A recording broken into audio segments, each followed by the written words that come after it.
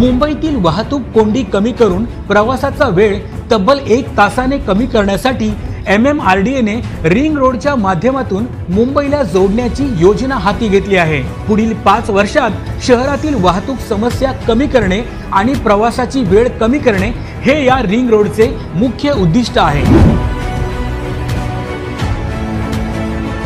MMRDA ने या ring रोडसाठी 58,000 कोटी रुपये मंजूर केले आहेत। या योजनेतून 90 किलोमीटरपेक्षा जास्त लांबीचे रस्ते, पूल आणि बोगदे तयार केले जाणार आहेत। हे सर्व रस्ते मुंबई शहराला बाहेरील बाजूनी जोडतील आणि मुंबईतील उपनगरांना देखील मोठी कनेक्टिव्हिटी मिळेल। रिंग रोडमुळे उत्तरेकडे गुजरात आणि दक्षिणेकडे कोकण आणि पश्चिम महाराष्ट्रापर्यंतचा मुंबईकरांचा प्रवास सुलभ होणार आहे।